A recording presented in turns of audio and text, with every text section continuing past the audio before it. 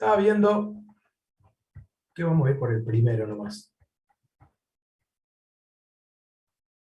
Y que para eso yo quiero tomarme esto de acá.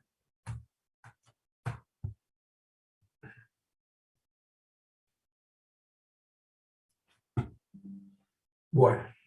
Perdón, no estoy compartiendo la pantalla todavía. Ahí vamos a compartir la pantalla. Estamos en ficha 2, ¿no? Ahora sí, creo que es importante que empecemos a entender. Quiero hacer una aclaración acerca de la ficha 2. Yo no voy a dictar la ficha 2 en el orden que está la ficha 2. Vamos a ver todos los temas de la ficha 2, pero los vamos a ver asociados a un problema y haciendo todo el recorrido de ese proceso. ¿Se acuerdan del proceso que habíamos visto en la clase pasada? A ver, denme un segundo que quiero mostrárselos. La clase pasada, nosotros, acá, habíamos visto un proceso, que era este proceso. ¿Se acuerdan de esto? No está compartiendo nada, profe. ¿Lo No puse? está. ¿Por No. qué lo puse? Si yo había puesto compartir. ¿Por qué me pelea? Perdón, ahí está. ¿Se acuerdan de Ahora esto? sí. Sí, Sí, Sí. sí. Bueno, lo que vamos a hacer hoy es darle sentido a esto. Lo vamos a llevar a la realidad con un pequeñísimo problemita, muy, muy simple, que es el primer tipo de estructuras de programa que vamos a ver en AED, que se llaman estructuras secuenciales. Todo lo que vamos a ver lo van a encontrar en la ficha. Pero yo no lo voy a decir en el mismo orden que la ficha, porque si no seguimos en lo que charlábamos con Franco y con, no me acuerdo si era Francisco o Fernando, que estaban preocupados por no entendían. Seguimos en esto de que la clase parece una cuestión de una enumeración de cosas. Y ahora quiero que la cosa empiece a cuajar, quiero que empecemos a usar estas herramientas para transformar esto en realidad. Y en cada paso voy a tratar de detenerme en la medida de lo posible porque quiero terminar este ejemplo. Así me quedan algunas cosas sueltas, quiero terminar el ejemplo, ¿sí? Voy a tratar de detenerme para ir trabajando cada uno de estos círculos y en las clases que sigan vamos a ir profundizando y puliendo lo que pueda quedar pendiente de cada uno de los pasos, ¿sí? Entonces, me voy a ir al Jamboard de la clase esta de hoy, creo que es esta de acá, no, este es el Colab, el Jamboard de hoy. Hoy se abrió en la misma página, bueno. Vamos acá. Clase 2 acá. ¿Sí? Entonces, me vengo para acá. Y acá vamos a arrancar con el problema. Lo primero que voy a hacer es pegar de la ficha. O sea, no hace falta que anoten porque está en la ficha. Toda la solución de este problema está en la ficha. Pero yo le voy a dar mi versión. ¿Dónde está mi desafío ahora? Para que ustedes traten de estar en sintonía con mi objetivo, digamos.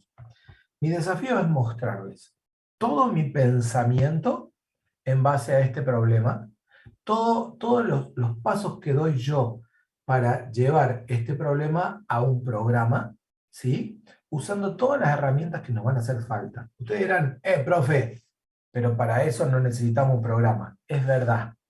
Quizás es muy trivial, pero me sirve que el problema sea trivial porque no quiero que nadie se me pierda tratando de entender el problema.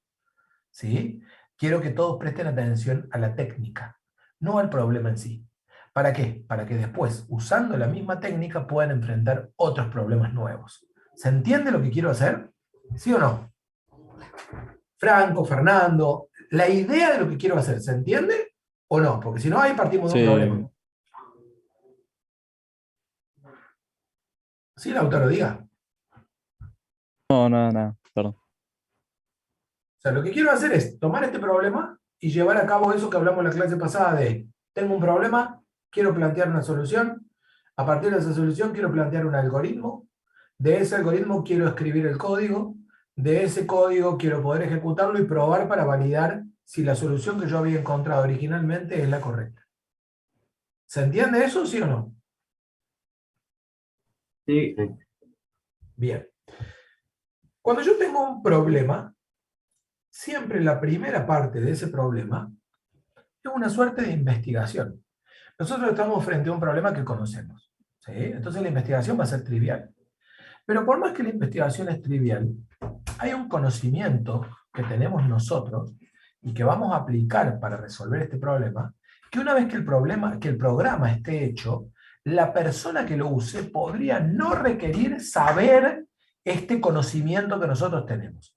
¿Se entiende eso que estoy diciendo? O sea, estoy poniendo mi conocimiento para solucionar un problema, para después obtener un programa que quien use ese programa no necesita el conocimiento que yo usé para resolver el problema para obtener la solución. ¿Se entiende esto o no? Sí, profe. Sí. ¿Sí? Bien. Entonces, ¿cuál es el conocimiento que nosotros tenemos previo de este problema? El problema ya lo tenemos, ¿sí? O sea, yo acá voy a hacer la pelotita de problema.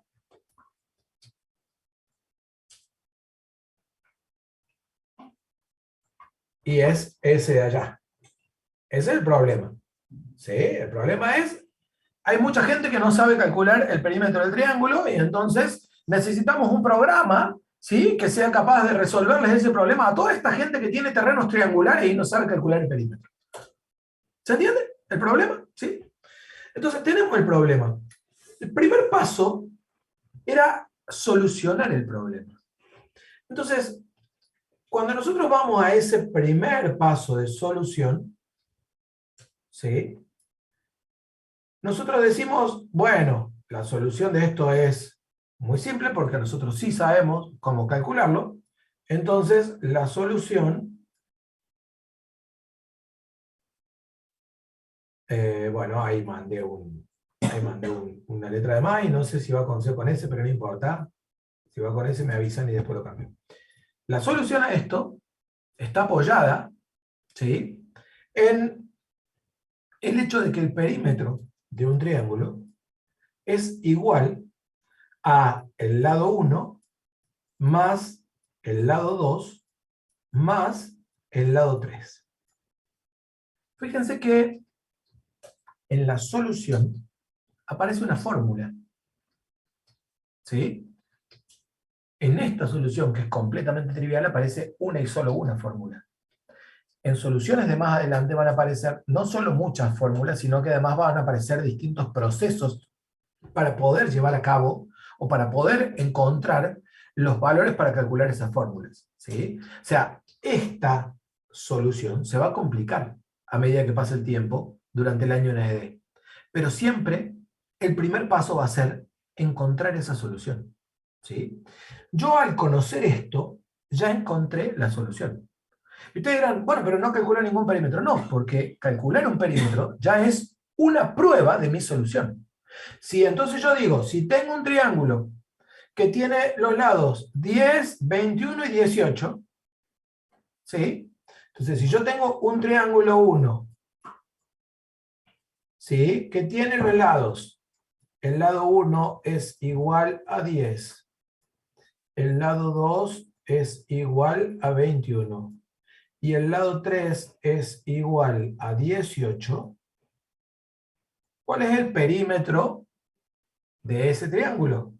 Entonces, si yo tengo este ejemplo, P va a ser igual a 10 más 21 más 18 va a ser igual a 31, 39, 49. ¿Sí? Y ese va a ser el perímetro del triángulo. Esto de acá, esto que hice acá, es un caso de uso o de prueba. En realidad no quiero decir caso de uso porque caso de uso lo van a aprender más adelante y significa otra cosa. Pero un caso de prueba, un caso real. Y ese caso de prueba, ¿para qué nos va a validar? A ver, de lo que hemos charlado en la clase pasada, ¿para qué nos... Ya dije la respuesta, pero bueno. ¿Para qué nos va a servir este caso de prueba? De acuerdo a lo que dije en la clase pasada.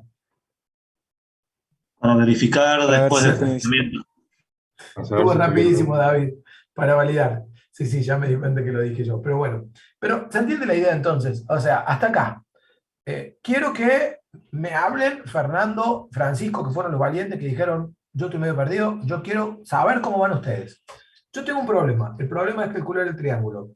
El primer paso es encontrar la solución. La solución esencialmente es esta fórmula, porque la solución del problema de calcular el triángulo es saber cómo se calcula el triángulo y no hay mucha otra cosa que tenga que solucionar.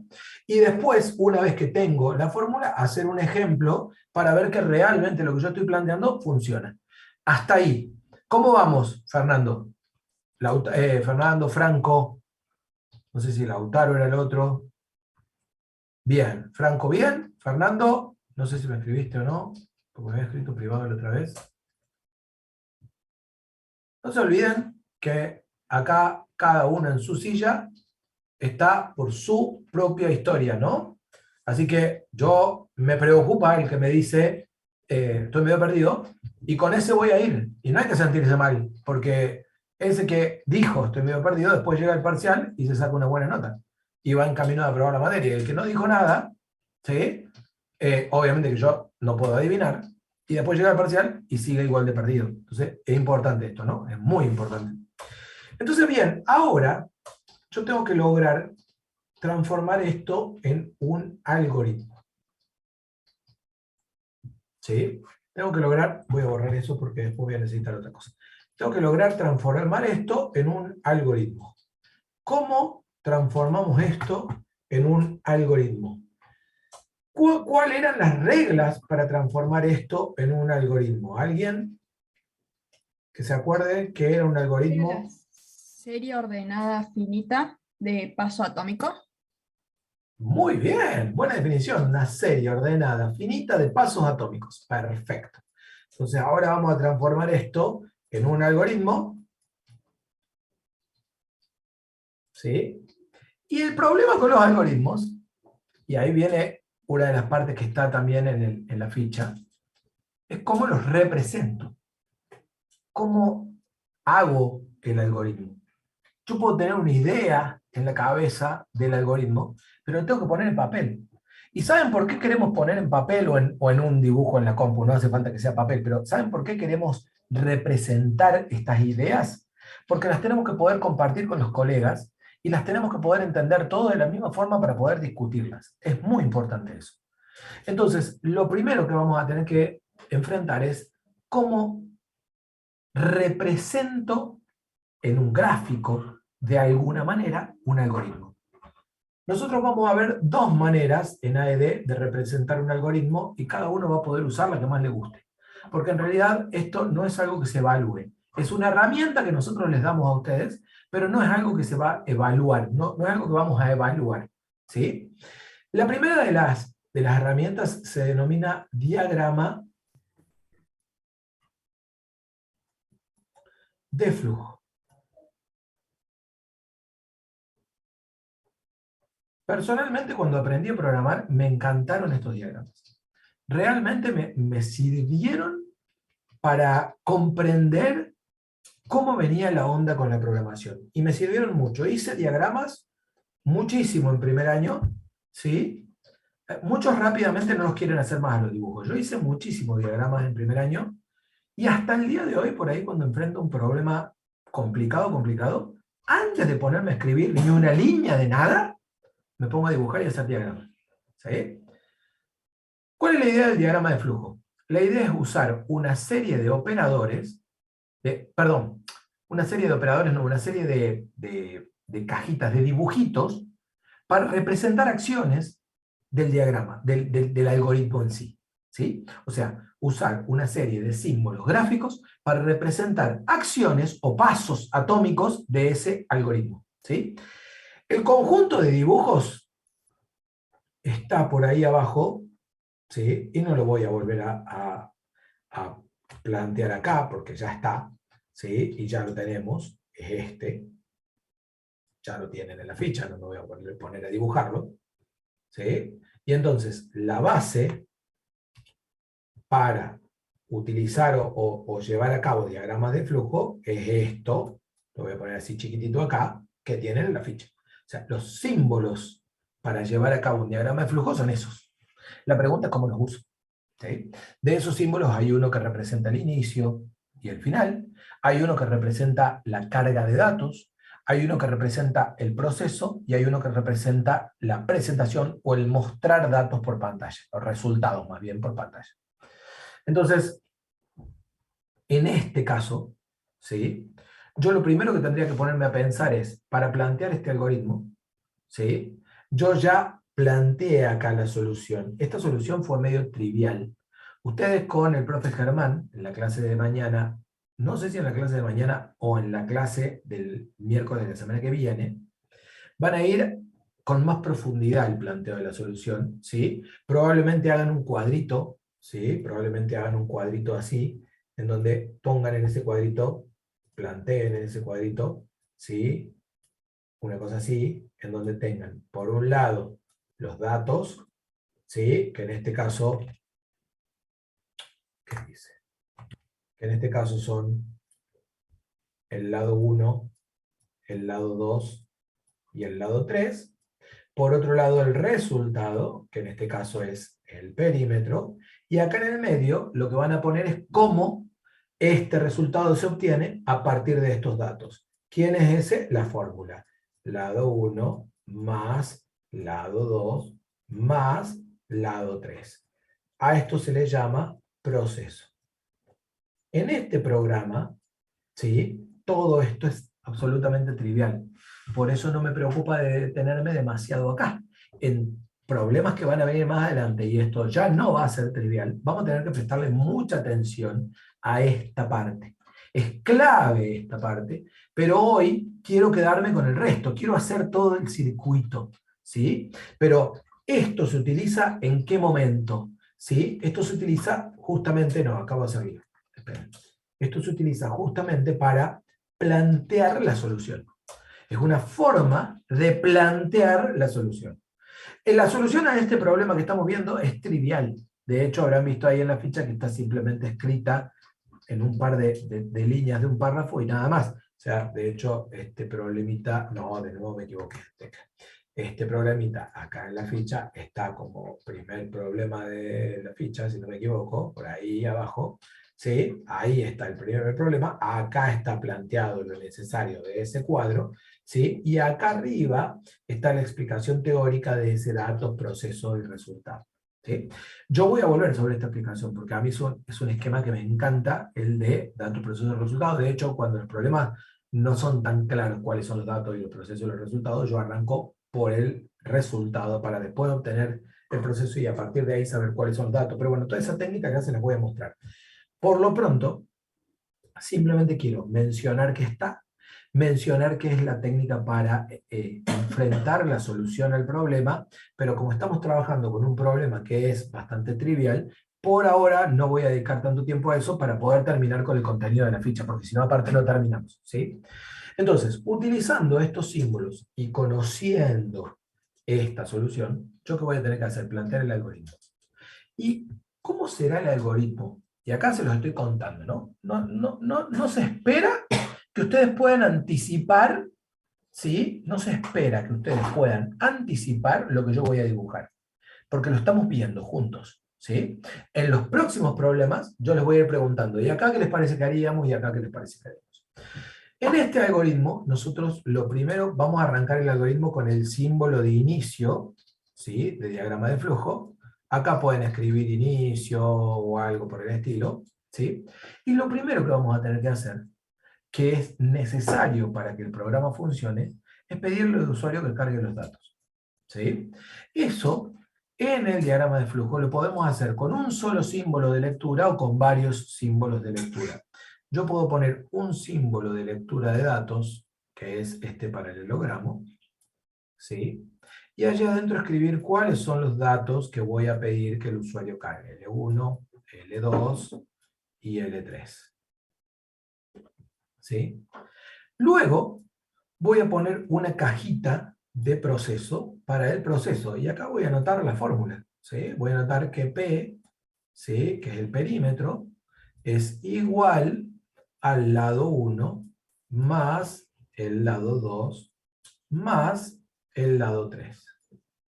Y finalmente voy a poner un símbolo para decir que voy a mostrar el resultado. ¿Sí? Entonces voy a mostrar acá, ¿sí? El resultado y el resultado en este programa va a ser P.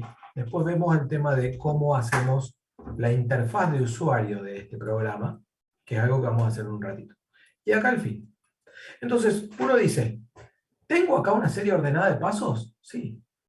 ¿Cuáles van a ser los pasos? Y lee L1, lee L2, lee L3. Calcula P igual a L1 más L2 más L3. Mostrar P. ¿Se entiende que veo los pasos? De hecho, hay otra forma de representar los algoritmos que es conocida como pseudocódigo. Creo que no, esa P no va. Estoy anotando acá. Como Pseudocódigo. PCINT, ¿no, profe?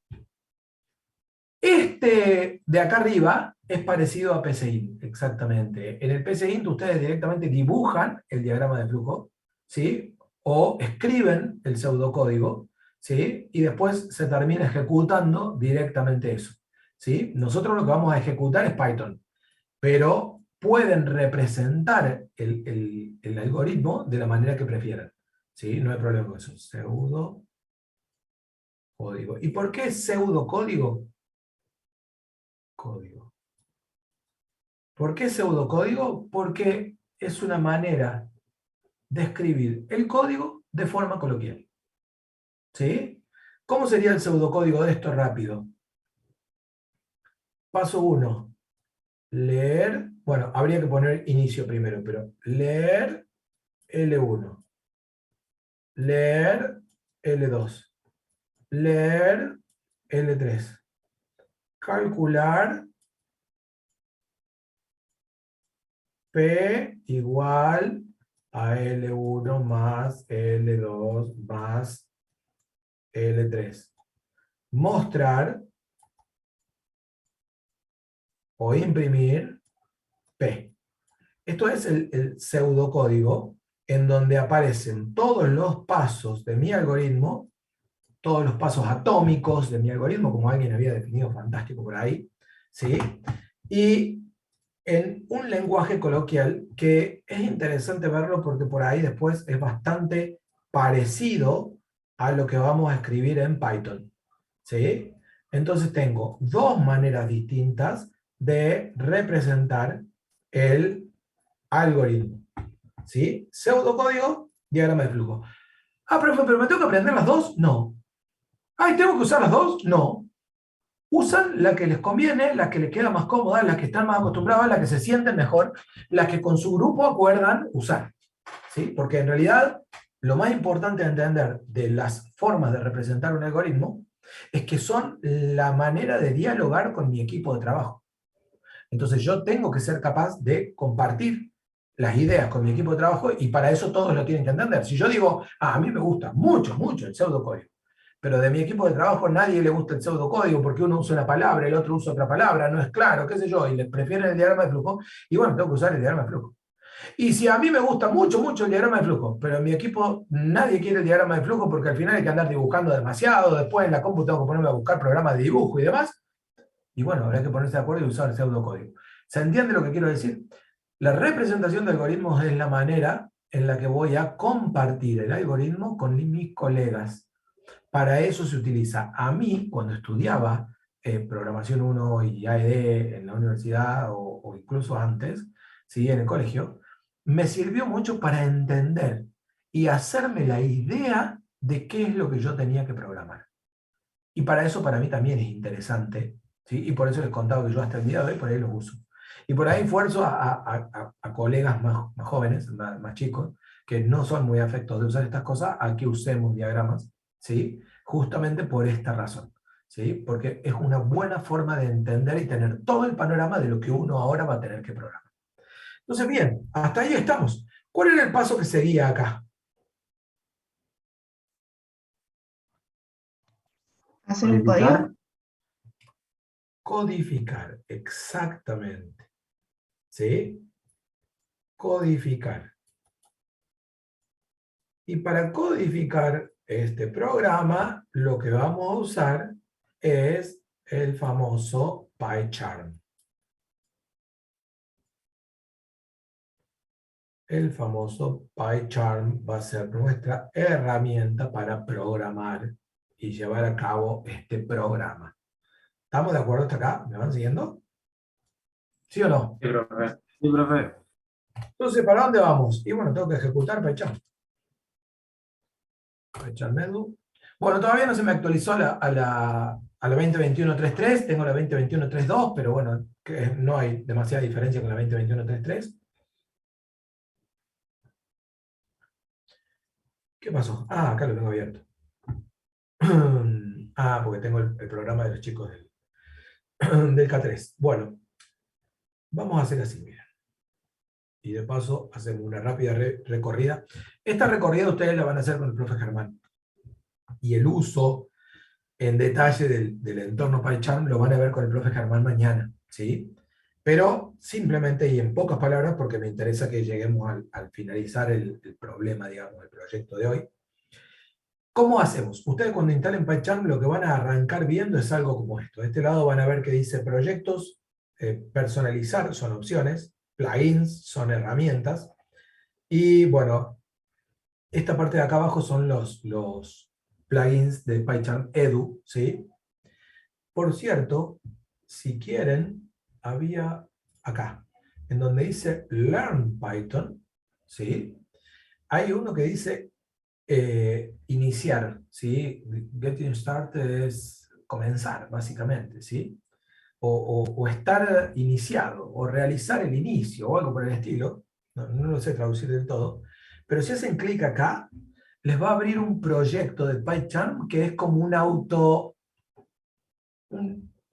proyecto de autoaprendizaje, que tiene preguntas, respuestas, tienen que ir comentando o completando el código para ir avanzando. Está bastante interesante, los dejo para que lo estudien y lo revisen ustedes. ¿Dónde vamos a trabajar nosotros? Nosotros vamos a trabajar en esta pestañita que dice proyectos, la primera. ¿Sí? Como una especie de tutorial, pero que a la vez les va pidiendo que ustedes respondan y les va evaluando si lo que ustedes responden está bien o está mal, Yago. ¿Sí? Si tienen un tiempo, péguenle una mirada. Ojo que lo van a encontrar a eso si instalaron PyCharm Edu. Si instalaron el PyCharm Community, no lo van a encontrar. ¿Se acuerdan que la clase pasada hablábamos algo de las versiones de PyCharm? No hablamos nada de la versión de PyCharm, porque eso lo van a ver mañana con Germán. PyCharm tiene 3 versiones distintas, que son la Edu, la Community y la Professional. Yo recomiendo para ED la Edu, por esto y porque es la más livianita de todas. Si bien es un programa pesado, yo reconozco que es un programa pesado en términos de cantidad de memoria RAM necesaria, ¿sí? Es la más liviana. Entonces por eso yo les recomiendo que utilicen PyCharm Edu, ¿sí? Entonces bien, vamos por el lado de crear un nuevo proyecto. Si se fijan acá arriba de todo, tienen nuevo proyecto, ¿sí? Le doy clic a nuevo proyecto, lo primero que va a aparecer es en dónde voy a crear mi nuevo proyecto, ¿sí? Entonces, yo ahí tendría que ubicarme un directorio en donde yo vaya a poner todos mis proyectos. Lo primero que ustedes deberían hacer es hacerse un directorio en el Google Drive, por ejemplo, o en Dropbox, o en OneDrive, o en el que usen, ¿sí? O en Apple Cloud, que es lo que se llama, ¿sí? Y en ese lugar ubicar una carpeta, un directorio a partir del cual van a ir poniendo todos sus proyectos de EDE. Acá hay una aclaración que quiero hacer respecto de la ficha. El último apartado de la ficha habla de la utilización de PyCharm. Tengan en cuenta que el PyCharm que está ejemplificado ahí es antiguo. No van a encontrar las mismas pantallas ni las mismas cuestiones que yo les estoy contando. Quizás de esto pueden tomar alguna notita, pero lo van a volver a rehacer mañana con Germán. Así que no se vuelvan locos porque mañana lo vuelven a charlar con él. ¿Sí? Pero tengan en cuenta eso, ¿no? La versión de PyCharm que está en la ficha está un poco anticuada, ¿sí? Y hay algunos detalles que les voy a mencionar que no están explicados ahí, porque es una versión más antigua, más vieja, la que está documentada en la ficha, ¿sí? Pero el último apartado habla de la ficha, y en líneas generales es todo lo mismo que estamos hablando ahora, ¿sí? Solamente que hay una pantalla, que es la que vamos a ver ahora, que no es igual en la que está en la ficha respecto de esta.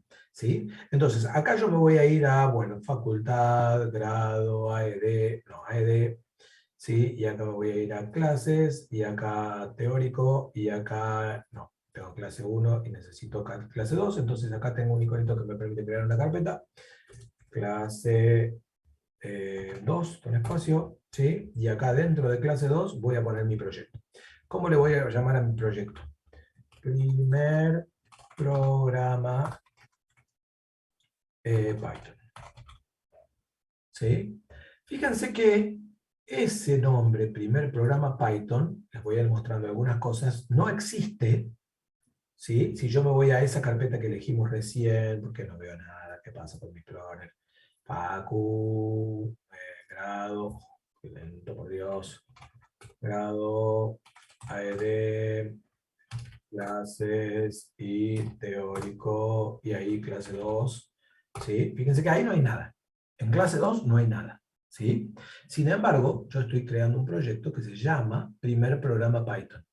Esto que se llama Primer Programa Python se va a transformar en un directorio acá dentro de clase 2, ¿sí? Y ahí adentro se va a crear el primer programa Python. Y acá viene lo más importante, y que esto no está en la ficha, ¿sí? Fíjense que acá aparece esta sección que dice Python Interpreter, ¿sí? El Python Interpreter es el Python que vamos a usar para este programa. Lo clave es que elijan la opción que dice intérprete configurado previamente, ¿sí? Mi inglés es muy malísimo, pero lo intento. Previously configured interpreter, ¿sí? Lo importante es que elijan esto y no nuevo entorno, porque esto de acá arriba les va a descargar el Python para cada proyecto de manera independiente, y no es lo que queremos hacer en AED. Eso se usa para cierto tipo de proyectos con configuraciones muy complejas, en donde quiero tener toda la configuración en el proyecto, y cuando arme un nuevo proyecto voy a armar una configuración toda nueva. ¿Se entiende? ¿Me van siguiendo hasta aquí? ¿Sí o no? Sí, profe. Sí, Sí, profe. Entonces, sí. proyecto. Buscan la carpeta donde lo van a poner. Le ponen un nombre acá arriba y eligen intérprete configurado previamente. ¿Qué puede pasar? Puede pasar que ustedes acá no tengan ningún intérprete. Entonces, ¿qué hacen? Clic en los tres puntitos y ahí después mañana Germán les va a explicar cómo hacen para agregar un nuevo intérprete, ¿sí? Tienen que elegir intérprete del sistema y acá nuevamente, bueno, yo los tengo agregados, sí, pero nuevamente eligen la carpeta en donde esté instalado Python y a partir de ahí van a poder agregar un intérprete nuevo, ¿sí? Por ahora yo voy a usar el Python 3.10, que es el último que instalamos para este año, ¿sí? Y listo. Y acá abajo aparece, una vez que ya terminamos de resolver el tema del Python Interpreter, acá abajo aparece algo que dice create main.py welcome script. Le van a sacar ese tilde. Lo sacan. Lo vamos a crear nosotros, los scripts. No vamos a permitir que PyCharm nos cree nada, ¿sí? ¿Por qué? Porque PyCharm nos va a crear código que todavía no estamos preparados para ver. Entonces, vamos a crear el código desde cero, nosotros solos. ¿Estamos de acuerdo hasta ahí? Cuando le digo crear ese proyecto, va a abrir la ventana de PyCharm, ¿sí? Y ahora lo que quiero es que vean que acá apareció la carpetita que se llama primer programa Python. Esa carpeta primer programa Python es esta carpeta primer programa Python en el disco, en mi almacenamiento. Acá adentro lo único que hay es una carpeta que se llama .idea, ¿sí? Que es la carpeta donde está la configuración del proyecto de PyCharm y nada más. Y fíjense que todavía no hay ningún archivo de código. ¿Cómo hacemos para agregar un archivo de código en este proyecto? Lo que vamos a hacer es clic derecho, ¿sí? Nuevo, archivo Python o Python file, ¿sí? Clic ahí, me pide el nombre, ¿sí? Y ahí le vamos a poner programa. Fíjense que no hace falta que le pongan .py, ¿sí? ¿Se acuerdan que los archivos de código fuente de Python siempre terminan en .py? Eso lo vimos en la clase pasada, ¿sí? No hace falta que pongan .py. ¿Por qué? Porque PyCharm lo va a poner por ustedes. Solamente, ¿sí? Mañana lo van a hacer. Hoy preferiría que me escuchen, Nahuel. Si hace falta tomar nota, tomen nota, pero siempre yo prefiero que no copien código. Cuando yo tengo un código que lo quiero que lo veamos juntos, se los paso hecho y lo vamos revisando juntos. Pero para mí es una pésima práctica copiar código, ¿sí? ¿Por qué? Porque se acostumbran a hacer eso y en realidad el código hay que hacerlo. Yo después les voy a dejar como tarea que vuelvan a repetir esto para los otros proyectos que hay en la ficha, ¿sí? Y eso lo hacen para mañana. Y si no les sale para mañana, Mañana con el profe Germán van a tener todas las herramientas y lo siguen haciendo hasta el martes de la semana que viene. ¿Estamos de acuerdo hasta ahí? ¿Se entiende? Entonces, ahí tengo mi archivo programa, enter, y fíjense que se creó este archivito que se llama programa.py. Programa.py, ¿sí? Si me voy a la carpeta van a ver que ahora tengo un archivito acá que se llama programa.py, ¿sí? Entonces, bien, estoy en condiciones de empezar a escribir mi código. ¿Y quién va a decirme qué código tengo que escribir? Esencialmente quien me va a decir el código que tengo que escribir es mi algoritmo, y por eso lo pongo acá a la vista, ya sea el de pseudocódigo o el de diagrama de flujo. Mi algoritmo es quien me dice qué código tengo que escribir. Gente, si yo aprendo a solucionar los problemas y a transformar el problema en un algoritmo, ya sea por diagrama de flujo o por pseudocódigo, después aprendo cómo traducir el algoritmo en código, yo no voy a tener que pensar qué escribir en el código nunca. ¿Por qué? Porque es copiar lo que está en el algoritmo. ¿Qué pasa? En esta primera etapa, sí, el aprendizaje de ustedes va a tener que estar en cómo hago para traducir esto que veo acá en el código de mi programa. ¿Cómo lo traduzco? ¿Sí? Y ahí viene todo el texto que está en la ficha explicando en cada caso cómo se transformó ese algoritmo en código, y es lo que voy a tratar de hacer con este primer programa. Bien, primero vamos a hacer la versión pura de algoritmo y después vamos a mejorar un poquito lo que se llama la interfaz de usuario, ¿sí? ¿Cómo sería la versión pura de algoritmo? Yo siempre al menos debería poner aquí arriba un comentario mínimo diciendo de qué se trata esto, ¿sí? Entonces, en ese comentario, ¿yo qué voy a hacer? Voy a decir, primer programa en Python. ¿Cómo vemos ahí el tema del tamaño de la letra, gente? ¿Agrandamos? ¿Está bien? ¿Se lee? Está bien, profe. Está bien, Está profe. bien. Leo bien, profe. ¿Se lee bien? Bueno, buenísimo. Entonces, primer programa en Python, ¿sí? Primer programa en Python, problema 1 de la ficha 2. Listo, ya tenemos una referencia de qué es lo que estamos programando aquí adentro. ¿Por qué esto me está dando acá algún tipo de warning?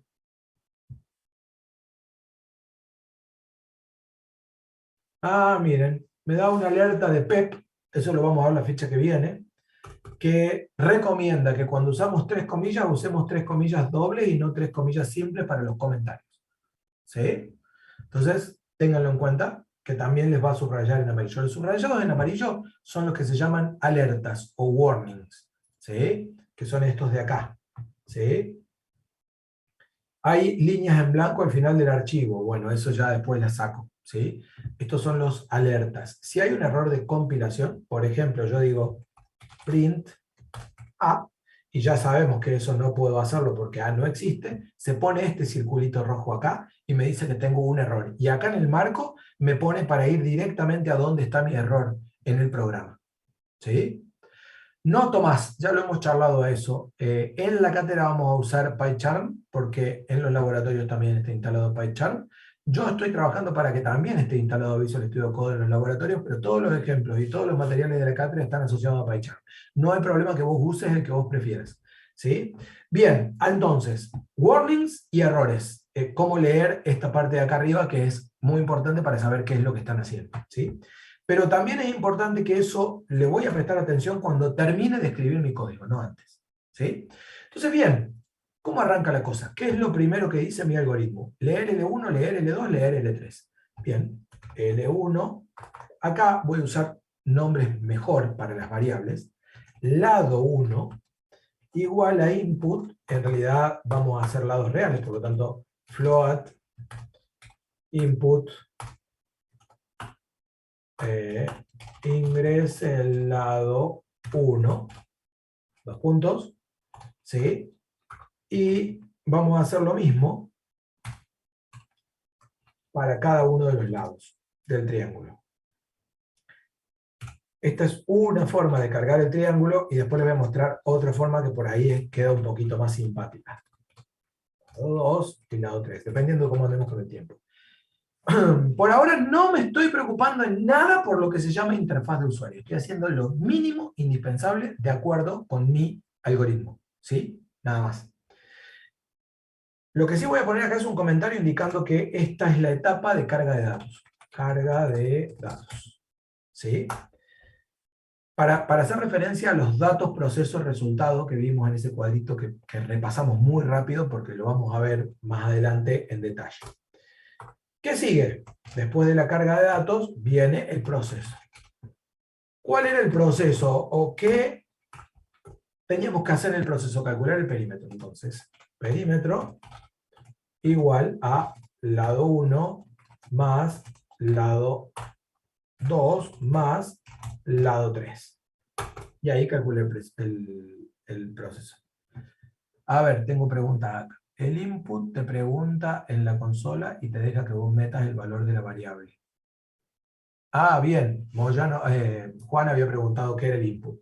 El input es la última función que vimos recién en la ficha 1, ¿sí? Y te pregunta, pero no se vuelvan locos todavía, ¿sí? Está muy bien la respuesta de Lautaro y la respuesta de Nicolás, ¿sí? Muy bien y gracias. Pero no se vuelvan locos todavía porque lleguemos a ejecutarlo y ahí vamos a ver cómo funciona. Vamos a terminar la vueltita, ¿sí? Exacto, Miguel. El hashtag o numeral es para hacer comentarios, exactamente, de una línea. ¿Se acuerdan que les dije que este comentario es desde que pongo? Yo podría poner un comentario acá, por ejemplo. Cargar lado 1. ¿Sí? Y fíjense que este comentario, siento que hay que dejarlo espacio. Fíjense que este comentario es comentario hasta que termina la línea, y cuando termina la línea deja de ser comentario. ¿Sí? Muy chicos. Bueno, yo les había preguntado recién, pero me dijeron que estaba bien. Nadie me dijo nada. ¿Ahí se ve mejor? ¿Fernando? Se ve bien, profe. Buenísimo. Bueno, entonces tenemos carga de datos, proceso, ¿sí? Y vamos con el resultado, ¿sí? O mostrar resultados. Mostrar. Y acá, lo básico indispensable que dice mi algoritmo, fíjense, ¿no? Cargar datos, cargué los 3 datos. Proceso, calculé la fórmula. Resultado, lo básico indispensable es mostrar el perímetro. ¿Sí? Entonces, print, para mostrar, ¿sí? El perímetro es, 2 puntos, coma, perímetro. ¿Sí? Y ahí tengo mi programa completo. Y uno dice, bueno, eso es todo. Y sí, la parte fundamental de mi programa es esa. ¿Por qué? Porque yo hice una solución. A partir de la solución planteé un algoritmo. En el algoritmo está la serie finita planteada, finita ordenada de pasos atómicos. Están en este dibujo, están en este pseudocódigo que quedó un poco ahí oculto. ¿Sí? Y esto es lo que transforma en código. Bueno, pues ya tengo mi programa ahí. ¿Se entiende esto? ¿Sí? Fíjense que si ven el pseudocódigo, leer, input, leer, input, leer, input, calcular, variable igual a operación aritmética, mostrar, print. ¿Ven cómo ese pseudocódigo está representando lo que estoy haciendo del lado del programa? El float lo puse porque, como dijimos recién, cuando terminamos de ver la ficha 1, el input solito devuelve una cadena de caracteres aliena. ¿Sí? Y esa cadena de caracteres, si yo la quiero tratar como un número, tengo que avisarle a Python que transforme la cadena de caracteres en un número. Entonces yo estoy diciendo que lo que va a cargar el usuario es un número decimal. Y entonces le estoy pidiendo a Python que transforme el número que el usuario va a cargar por teclado en un número decimal. ¿Sí? Ese número que lo voy a cargar como una cadena de caracteres en un número decimal, ¿sí? Y lo guarda en la variable. Es una especie de casteo, pero en el caso de Python no existe el concepto de casting, sino que es una función de transformación. En este caso, Miguel, si me lo decís por un lenguaje como Java o C#, sería más cercano a un parseo que a un casteo. Porque lo que tengo de un lado es una cadena y lo que tengo del otro lado es un número. ¿Sí? El casteo es cuando tengo un tipo de dato distinto de otro en términos de tamaño y lo que quiero es obligar a que se vea de una forma particular. Porque te da números reales y no enteros. ¿Por qué usó float y no int? Porque en general los lados de un triángulo no necesariamente son números enteros.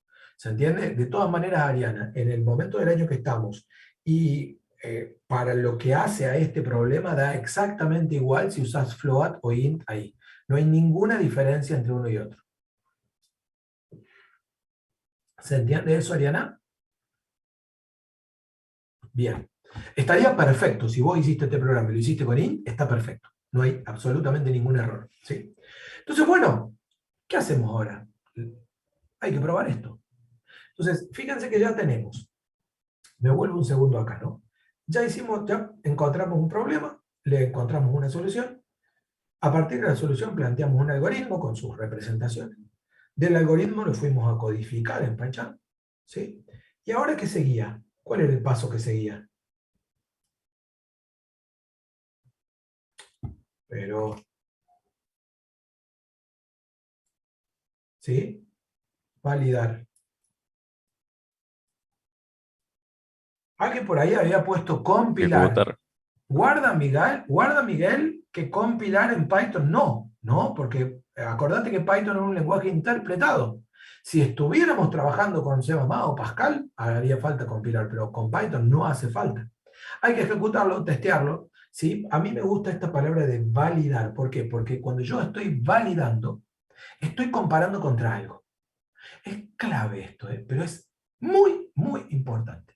Lo que nosotros hacemos no es solo ejecutar, es validar, porque es ejecutar con un conjunto de datos conocidos, que acá los tengo, ¿sí? Son este dato y este dato, y con un resultado conocido, que es este.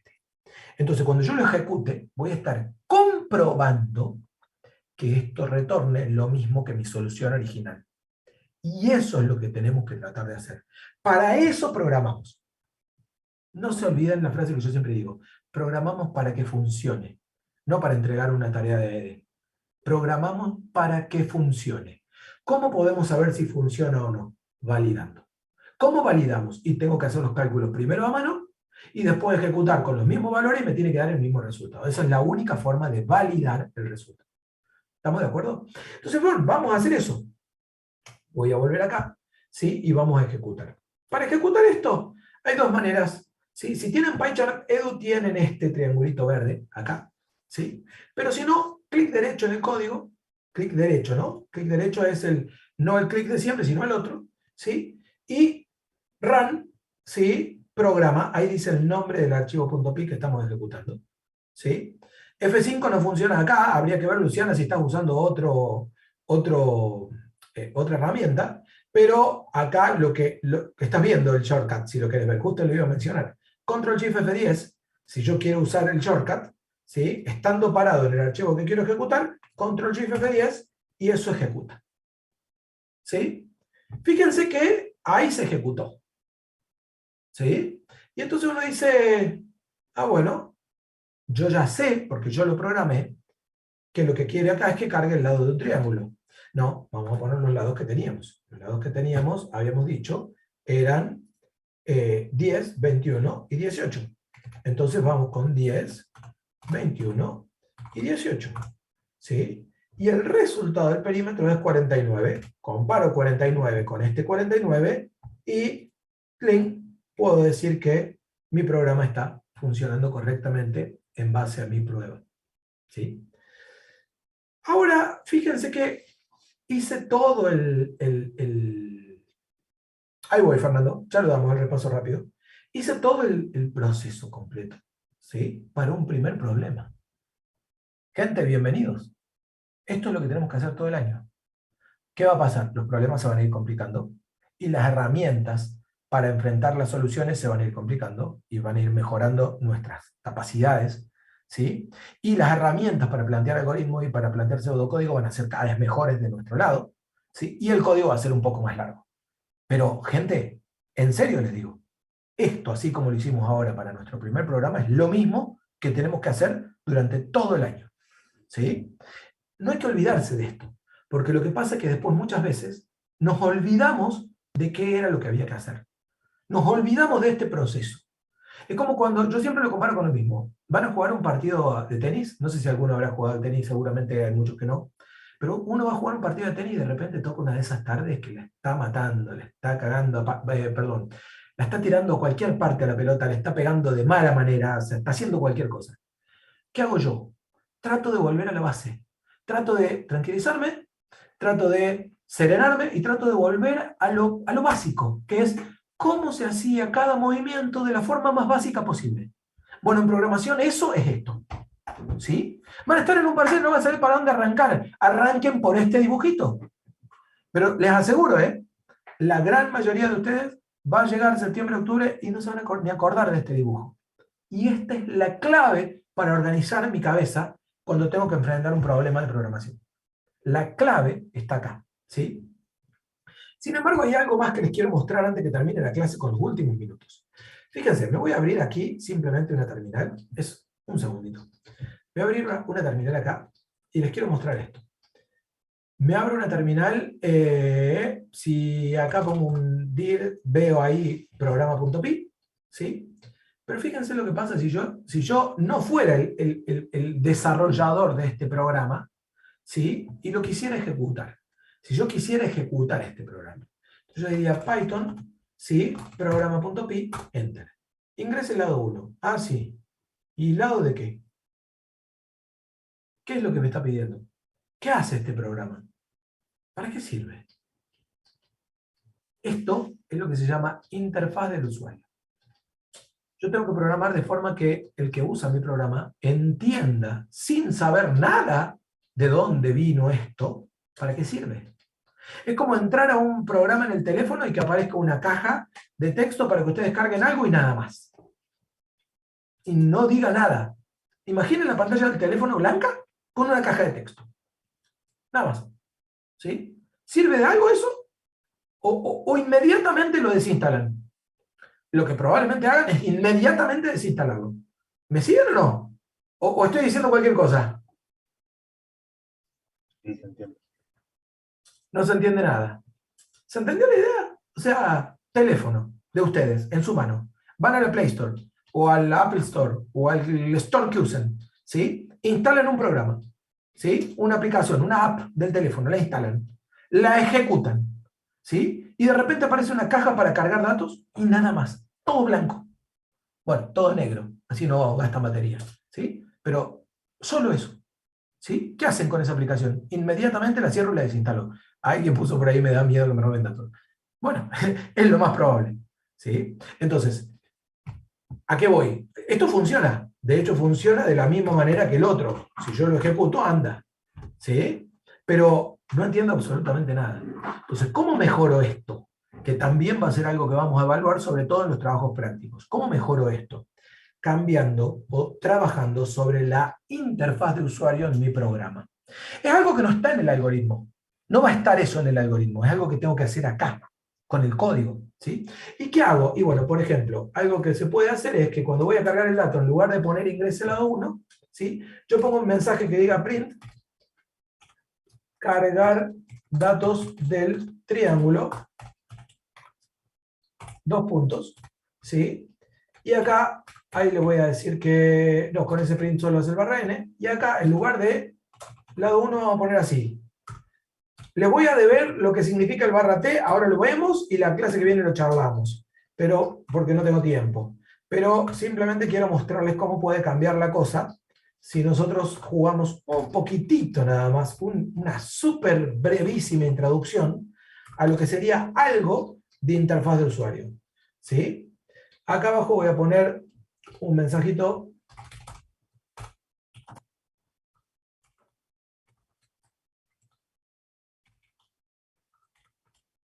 Y acá abajo, ¿sí? Vamos a poner print.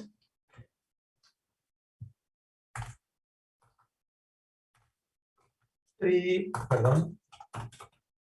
Triángulo con lados. Dos puntos.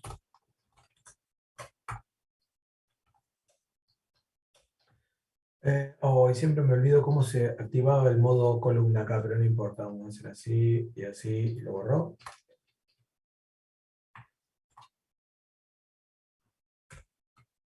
lado 1, coma, lado 1.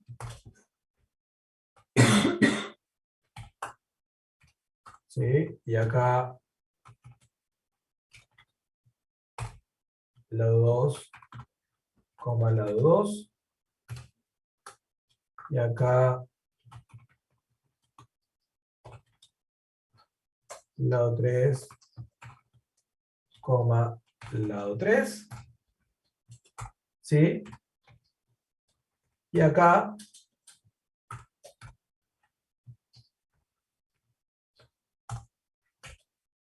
fíjense, voy a volver a ejecutar. Cambiamos un poquito, ahí estoy con las preguntas. Cambiamos un poquito la interfaz de usuario, ¿sí? Apenas cambiamos la interfaz de usuario. ¿Qué hicimos para cambiar la interfaz de usuario? Mejoramos los inputs, mejoramos los print.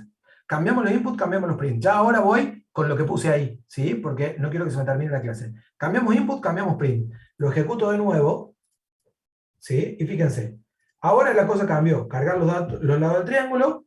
El programa sigue siendo el mismo. Y sigue funcionando de la misma manera. Pero fíjense cómo cambia lo que yo veo cuando lo ejecuto. Y sobre todo, fíjense cómo cambia si yo lo ejecuto desde acá. Fíjense, cargar lados, bueno, este no sé si ahí se ve un poco más grande. ¿Sí? Cargar datos del triángulo. ¿Sí? Lado 1, lado 2, bueno, en realidad siempre estoy poniendo los mismos valores. Lado 3. ¿Sí? Y fíjense que ahí tengo el resultado del perímetro. Y hasta quizás al final podría hacer lo que muchos hacen, ¿sí? Y acá está donde yo les decía que a veces input se usa sin ponerlo en ninguna variable. Presione Enter para finalizar, ¿sí?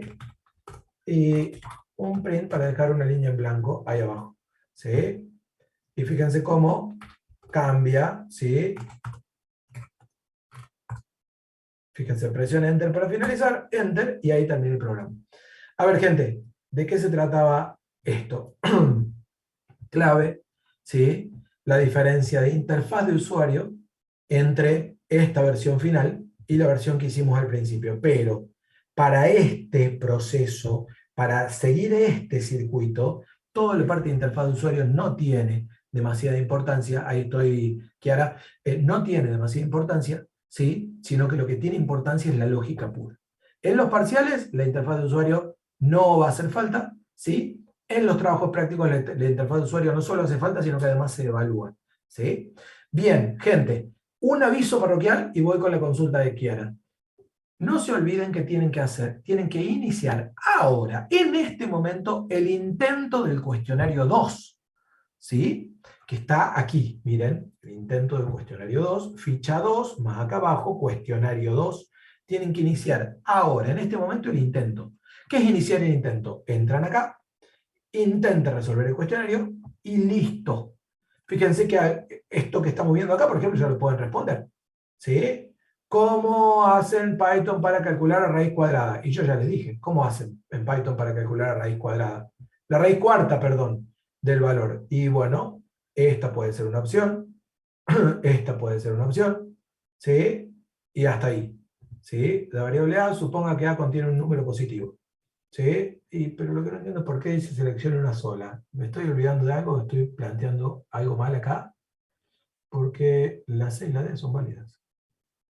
Ah, bueno, capaz que seleccionen la C o seleccionen la D, pueden usar cualquiera de las dos. ¿Sí? Entonces, seleccionan, ahí, ahí, ¿sí? Y siguiente. Y así. ¿Sí? Y ahí van quedando marcadas cada una de las opciones. No tienen que terminar el intento. ¿Sí? Con que hagan una pregunta o simplemente con que entren, ya está. Cierran el browser y ahí quedó el intento. ¿Sí? Y no pierden absolutamente nada. Bueno, gente, voy con las preguntas ahora. Kiara era la primera que había visto con la mano levantada. Ahí voy, Fernando, con el tema de float int. Déjame que veo que Kiara tenía la mano levantada y después voy con el tema de float int. Me voy a volver el código para ver eso. Te dice que levantó la mano sin querer. Ah, bueno, buenísimo. Float e int. ¿Dónde puso que levantó la mano sin querer? Ah, más arriba. Float e int. ¿Qué pasa? Float lo que hace es transforma una cadena de caracteres, ¿sí? Que tiene un número, pero como dígitos, ¿sí? En un número con el valor numérico para poder hacer una operación aritmética, ¿sí? Fíjate, voy a hacer un nuevo archivito acá para hacer una prueba, simplemente. Fíjate, yo digo input, prueba float, a igual, ¿sí? Ejecuto esto. En realidad, bueno, ahí habría que ponerle un 2 puntos y así. Vamos a terminar acá y vamos a volver a ejecutar. Bien. Entonces yo acá cargo, bueno, en realidad no lo vamos a poder ver. Voy a agregar algo más, ¿sí? Ejecuto esto. Y después quiero poner esta a al cuadrado, ¿sí? Entonces digo cuadrado igual a potencia, 2. ¿Sí? Y finalmente print cuadrado. Vamos a ejecutar esto. Vamos así y vamos a darle vuelta. ¿Sí? Prueba float. Yo acá pongo 123.5. ¿Sí? Bueno, 1235.5. ¿Sí? Hago clic, doy enter y fíjate que me dice que hay un error porque esto que está guardado en la variable a es una cadena de caracteres. Entonces, ¿qué tengo que hacer? Yo tengo que hacer que en la variable a, como número, tenga un número. ¿Cómo hago eso? Float a. ¿Sí? Si lo ejecuto ahora, y acá en lugar de poner a, pongo a número, ¿sí? Fíjate que ahora yo voy a poner el mismo 1235.5, pero sí va a calcular el cuadrado de 1235.5. ¿Por qué? Porque ya no lo estoy haciendo con la variable a, que recibió el input solo, ¿sí? Sino que lo estoy haciendo con la variable anum, que la transformé a float. ¿Qué es lo que estabas viendo vos allá? Lo que estabas viendo son estas dos líneas puestas en una sola. ¿Qué estoy diciendo? Estoy diciendo float de lo que devuelve input t prueba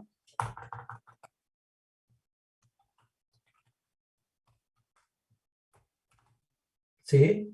Eso es lo que estoy diciendo. O sea, en lugar de a num igual, en lugar de hacer esto de acá arriba, lo que estoy diciendo es directamente en una misma línea, lee esto primero, siempre los paréntesis de adentro para afuera, lee esto primero, transformarlo en float y el resultado de todo eso ponerlo en la variable anum. Entonces cuando lo ejecutas, sigue siendo ¿sí? válido. ¿Qué pasa con el int? Lo mismo para números enteros. Exactamente lo mismo para números enteros. ¿Se entendió un poco mejor ahí, Fernando?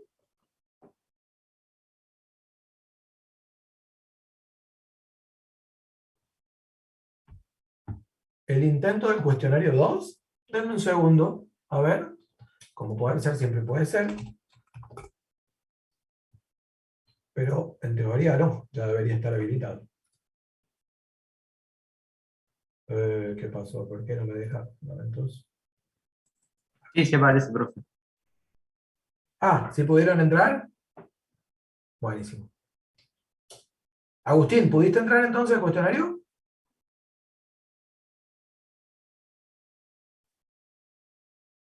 Bárbaro, buenísimo. Ah, sí. Que si no terminan el 0, no pueden entrar al cuestionario 2. Eso es correcto. Gracias ahí, Luciano y Baltasar. Tienen que terminar el cuestionario 0 para poder hacer el cuestionario 2. Buen punto ahí. No lo tuvo en cuenta Valerio a eso. Sí, no hay problema. Arránquenlo durante el día de hoy. Traten de que sea durante el día de hoy. Es verdad que no van a poder entrar al 2 si no hacen el 0. Es verdad, ¿sí? Pero bueno, no creo que el profe Valerio haya cambiado algo al respecto. Chicos, son las 2:01. No los quiero tener de más. ¿Sí? Mil disculpas por el tiempo. Bueno, ya se fueron un montón. Muchas gracias por haber estado ahí del otro lado, como siempre.